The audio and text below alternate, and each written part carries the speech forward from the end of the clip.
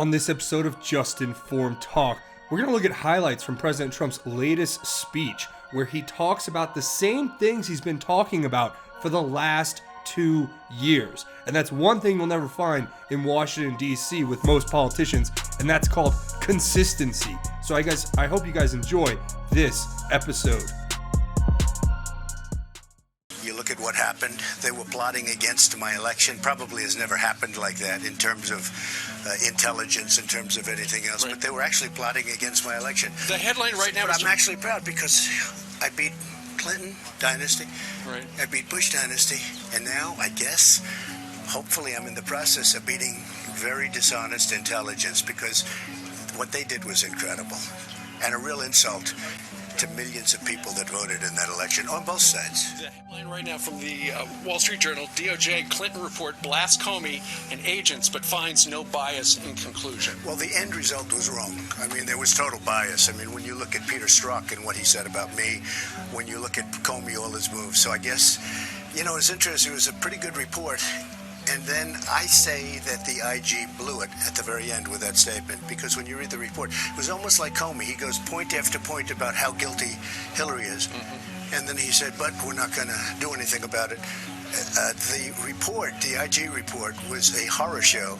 I thought that one sentence of conclusion was ridiculous. About apparently the lovebirds talking about you, we will stop it. Yeah, they said they will stop me. Well, in the meantime, the economy hit an all-time high this morning. Never been better. Jobless rate, the lowest, the best in 44 years, just came out. We're going to have some incredible things. We're down. It's incredible. You mentioned court. Regarding a legal proceeding, you got the Mueller investigation. I know we kind of touched on that a little while ago. Rudy Giuliani is out this morning. He said the investigation should go away, time to fold up the tent, or it's time to investigate the investigators. Are you on the same page? Look, you have 13 angry Democrats. There are 13, I call them 13 angry Democrats, and others worked for Obama for 8 years. I mean, you have no Republicans, you have no, it's a very unfair situation. But the IG report totally exonerates. I mean, if you look at the results, and if you look at the head investigator is saying we have to stop Trump from becoming president. Well, Trump became president. We have the best economy today we've ever had. Right. We have much greater border security than we ever would have had. And when we do it, when we have the laws changed, it'll be like perfecto. He says that you should not talk to Mueller. A lot of people say that. Look, given the IG report and stuff that's coming out. They're getting people who say something a little bit off. Is it a nice day? Well, no, it's not a great day. Oops, he lied. He goes, got problems.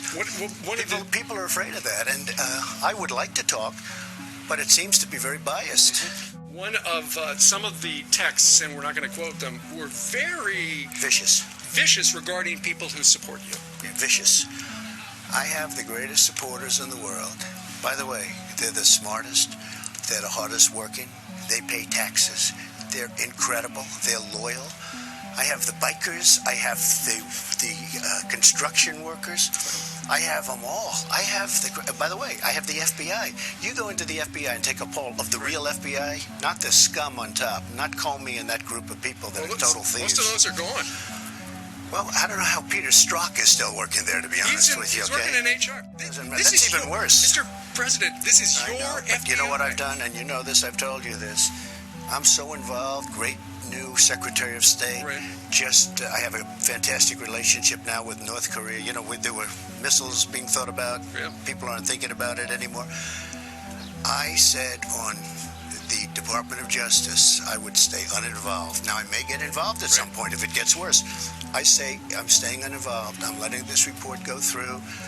I did nothing wrong. There was no collusion. There was no obstruction. But, Mr. President, I was on Capitol Hill yesterday, and there are a number of congressional Republicans who are, they're trying to get some documents from your Department of Justice, your FBI. I tried to stay involved. I may not stay involved, uninvolved, because they have to get the documents. Look, I think everybody But your agrees. FBI is stonewalling. I think that Rod Rosenstein thinks that you have to get the documents. I really believe that. I saw him yesterday, gave me a briefing. I think that he believes you have to get the documents. What did he say regarding the IG report? Well, he wasn't thrilled about it. I mean, you can't be if you're in there now, but it really was talking about the past. It's not talking about us. It's talking about before us, and it's talking about the election.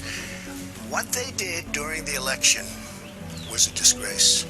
It's probably never happened in our country before. And that's just the tip of the iceberg. What's going to happen when we go further? And there was total bias. I mean, total bias. And a special thanks to Representative Omar of Minnesota. Oh,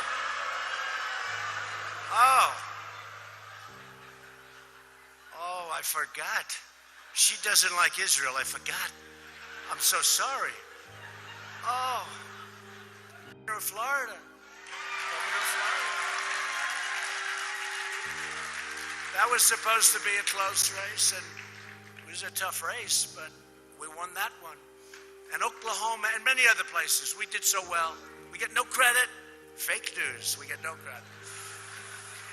We get no credit. Let's just keep winning. I'd rather have it that way than get too much credit and not win. That happens too to some people. Doesn't happen to me. When I spoke to you as a candidate 3 years ago, America's economy was stagnant, our military was depleted, and the relationship between the United States and Israel was at probably the lowest point in history. How the hell did you support President Obama? How did you do it? How did you do it? How did you support the Democrats? You guys did. I think probably most of the people in this room didn't. You love Israel. But, you look at the Iran deal. You look at so much that was done so negatively. Now, just 3 years later, I stand before you as the President of the United States to report on a very different situation. Under Republican leadership, America's economy is the hottest anywhere in the world, and it's not even close. Our military will soon be more powerful than ever before. $700 billion, $716 billion. This year, I don't know, David and Lindsay, I think probably in the 750 to 725 range. Have to do it. You don't have the military, all the stuff. Doesn't matter, does it, huh? You don't have to worry about inflation. You don't have to worry about anything. You got to have a strong, strong military. We'll have the strongest than we've ever had before. And the incredible bond between the United States and Israel has never been stronger than it is right now.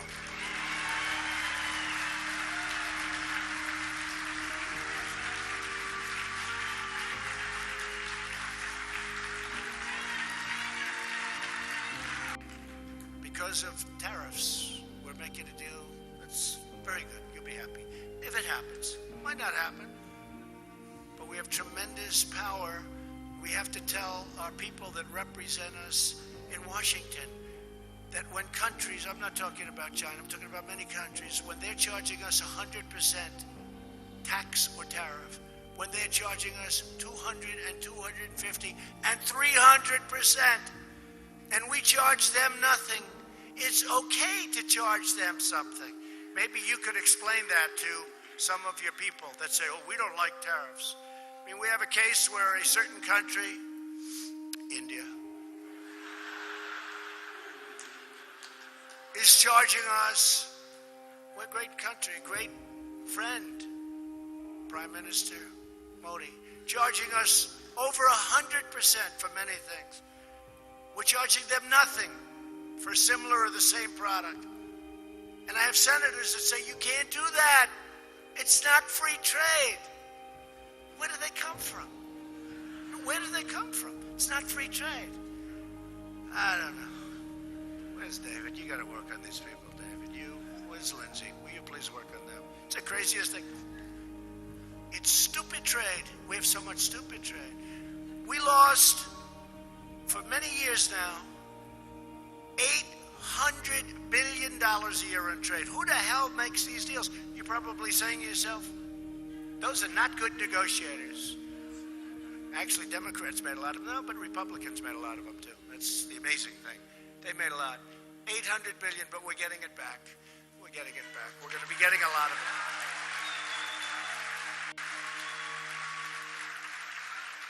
Tell you one thing, if they let me really do my thing, we'd get it back.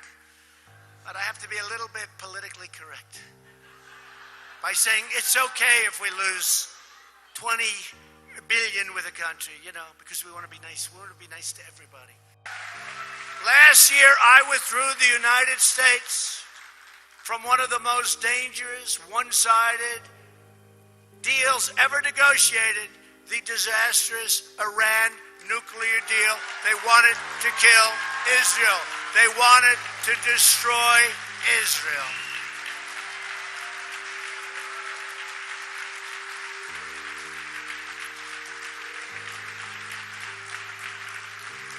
And maybe you could explain to the young man that just got taken out what it means when a country shouts as they're signing the deal, death to Israel. Maybe you could explain that to him.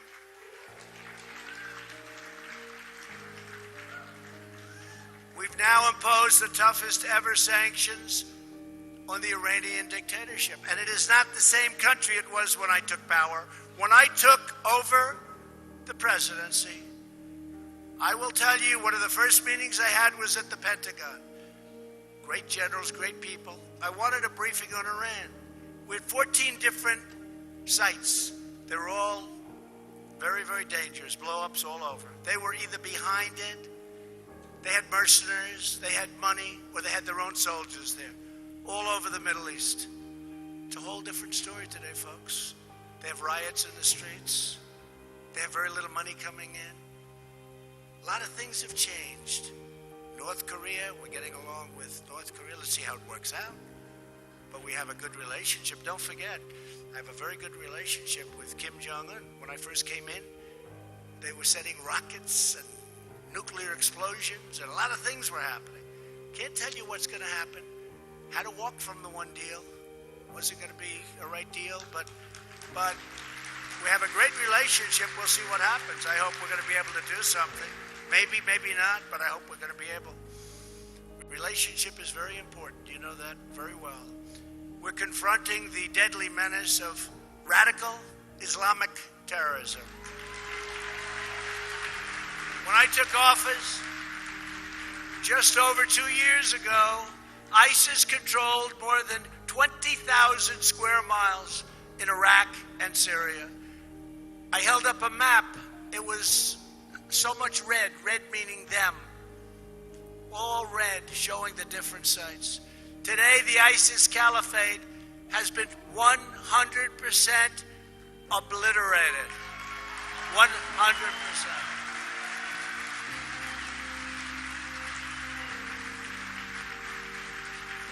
And my previous general said that it was going to take, sir, it will take 2 years. I flew to Iraq. I met a different group of generals. Sir, we can do it in 1 week. I said, you can take a little longer than that. They did it in a few weeks. They're great, right? Raisin Cain. His name is Raisin. What's your first name? Raisin. Raisin. What the hell kind of, what's your last name? Cain. Wait a minute, your name's Raisin Cain? I like you as a general. I think that's what I want. Even Sheldon Adelson likes that as a general. It's the kind of a guy he'd have. I also took another historic action that had been decades in waiting. The United States recognized the true capital of Israel and opened the American embassy in Jerusalem.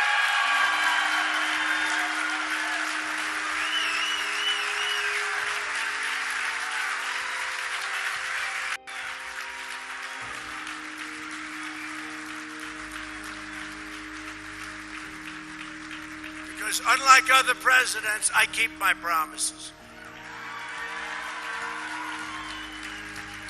Every president for many decades said they were going to do that. And I understand really why. Because when it was determined that maybe I'd do it, maybe there was a chance, the calls I got from leaders of other countries were unbelievable. Presidents, dictators, prime minister, kings, queens, everybody. My phone was ringing off the hook. So I knew I was going to do it. So I left a message. I said, I'm going to call you next week. They said, could we speak to him? I said, no, he's not available. They'll call it lying. The fake news will say, that's a horrible lie. I want to be nice. No, I'll call you next week. I look forward to it. I had so many calls after this.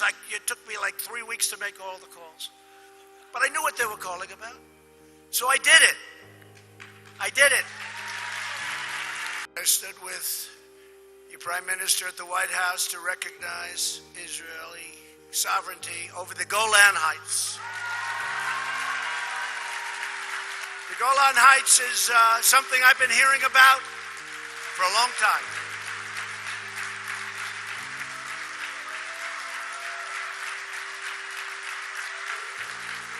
The Golan Heights. So I was talking to Ambassador Friedman, and not about this. They've been trying to get that approved, as you know, for 52 years. They wanted recognition from the United States on the Golan Heights. They had 32 summits, meetings, big meetings over many, many decades about the Golan Heights. I'm talking to your ambassador. Jared was there. Jason Greenblatt was there. I said, fellas, do me a favor. Give me a little history, quick. I want to go fast.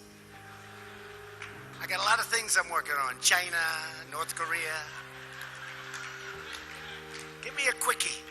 Norm, I said, give me a quick little, so I know it as well as Norm, but I don't want to spend quite as much time as he has spent studying it, right? Which has been his entire life, right? So they had 32 different summits. He starts going, well, we need that. It's the high point. We need it for protection. We need it for that. I said, all right, good. How do you like the idea? They weren't even calling about this. How do you like the idea of me recognizing exactly what we're discussing? Because I agree, you need it. You need the height. You need the height. The great general said, always fight downhill. Never fight uphill. A lot of battles are lost where these generals want to fight uphill, right? You need the height. So I said, David, what do you think about me recognizing Israel and the Golan Heights? He said, would you actually do it? This is a great deal maker. It's one of the most successful lawyers gave it all up in order to be your ambassador. Gave it all up.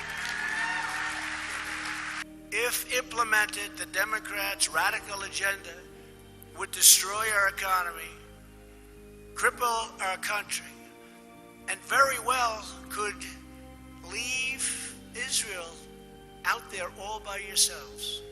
Can't do that. More than 100 Democrats in Congress are promoting the biggest government power grab in U.S. history, the $100 trillion Green New Deal, proposed by a wonderful young bartender, 29 years old. 29. No, I like her. She's 29 years old. We take trains to Europe, Hawaii, and Australia. That's a problem.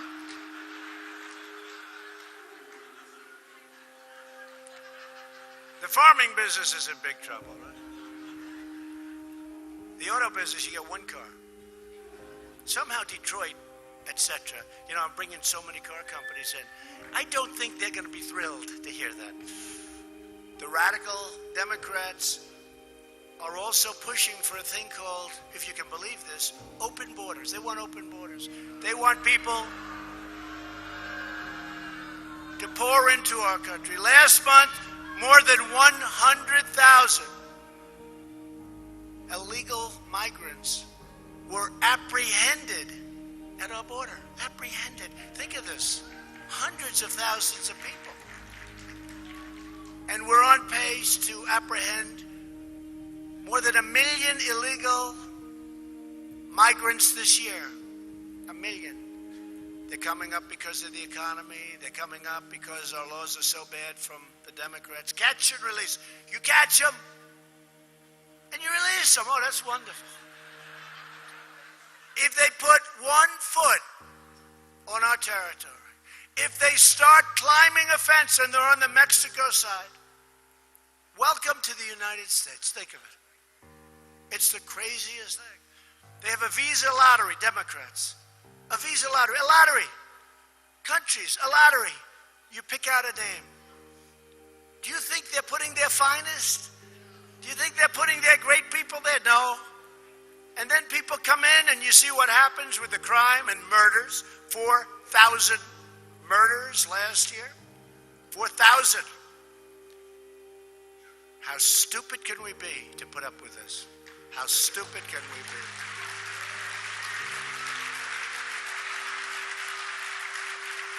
And the asylum program is a scam. Some of the roughest people you've ever seen. People that look like they should be fighting for the UFC. They read a little page given by lawyers that are all over the place. You know, lawyers. They tell them what to say. You look at this guy, you say, wow, that's a tough cookie. I am very fearful for my life. I am very worried that I will be accosted if I am sent back home. No, he'll do the accosting. Asylum. Oh, give him asylum. He's afraid. He's afraid. We don't love the fact that he's got tattoos on his face. That's not a good sign.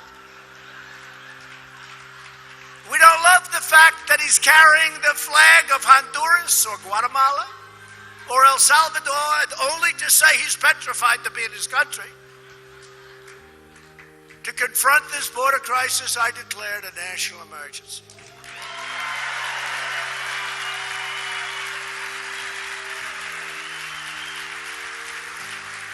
And David Perdue and Lindsey Graham helped me. A lot of people helped us. When congressional Democrats tried to reverse my order and terminate vital border security operations, I very proudly issued my first veto.